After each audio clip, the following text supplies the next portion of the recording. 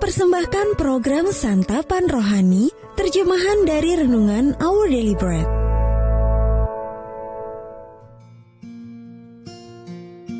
Sahabat ODB, pembacaan Alkitab hari ini terambil dari Yeremia pasal yang ke-29 ayat yang ke-10 sampai dengan ayat yang ke-14.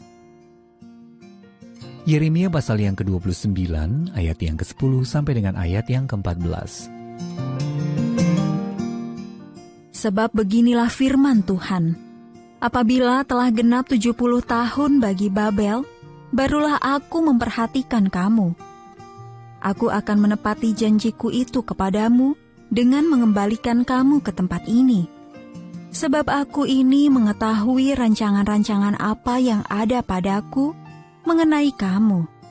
Demikianlah firman Tuhan, yaitu rancangan damai sejahtera dan bukan rancangan kecelakaan, untuk memberikan kepadamu hari depan yang penuh harapan. Dan apabila kamu berseru dan datang untuk berdoa kepadaku, maka aku akan mendengarkan kamu. Apabila kamu mencari aku, kamu akan menemukan aku. Apabila kamu menanyakan aku dengan segenap hati, aku akan memberi kamu menemukan aku. Demikianlah firman Tuhan, dan aku akan memulihkan keadaanmu, dan akan mengumpulkan kamu dari antara segala bangsa, dan dari segala tempat kemana kamu telah kucerai beraikan. Demikianlah firman Tuhan, dan aku akan mengembalikan kamu ke tempat yang dari mana aku telah membuang kamu. Ayat Mas Renungan hari ini terambil dari Yeremia pasal yang ke-29 ayat yang ke-12. Apabila kamu berseru dan datang untuk berdoa kepadaku, maka aku akan mendengarkan kamu.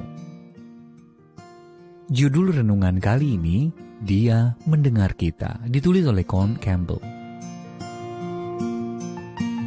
Sahabat ODB, Presiden Amerika Serikat yang bernama Franklin D. Roosevelt sering menerima banyak warga yang mengantri lama untuk menyelaminya di Gedung Putih. Konon, ia mengeluhkan bahwa tidak ada dari tamu-tamu itu yang mendengarkan perkataannya. Jadi suatu kali, Roosevelt memutuskan untuk melakukan eksperimen saat antrean dibuka. Kepada setiap orang yang lewat untuk bersalaman dengannya, ia berkata, "Tadi pagi saya membunuh nenek saya." Para tamu menanggapi ucapannya dengan perkataan seperti, "Luar biasa, lanjutkan Pak, Tuhan memberkati." Ucapannya baru terdengar saat Roosevelt menyalami tamu terakhirnya, seorang duta besar dari Bolivia. Terkejut sekaligus kebingungan, sang duta besar pun berbisik, "Saya yakin beliau pantas menerimanya." Pernahkah Anda bertanya-tanya apakah orang benar-benar mendengarkan Anda? Atau lebih dari itu, apakah Anda takut Allah tidak mendengarkan Anda?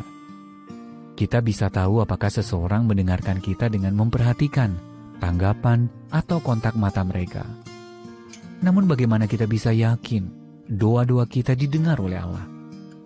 Haruskah kita mengandalkan perasaan kita? Atau menunggu apakah Allah benar-benar menjawab doa kita? Setelah 70 tahun, umat Israel diasingkan ke Babel, Allah berjanji akan membawa mereka kembali ke Yerusalem dan menjamin masa depan mereka. Apabila mereka berseru kepada Allah, Dia akan mendengarkan mereka. Mereka tahu bahwa Allah mendengarkan doa-doa mereka, karena Dia berjanji untuk melakukannya. Hal yang sama juga berlaku untuk kita. 1 Yohanes pasal yang ke-5 ayat 14. Kita tidak perlu mengandalkan perasaan kita atau menunggu datangnya suatu tanda untuk mengetahui apakah Allah mendengarkan kita. Dia berjanji untuk mendengarkan kita, dan Dia selalu menepati janjinya.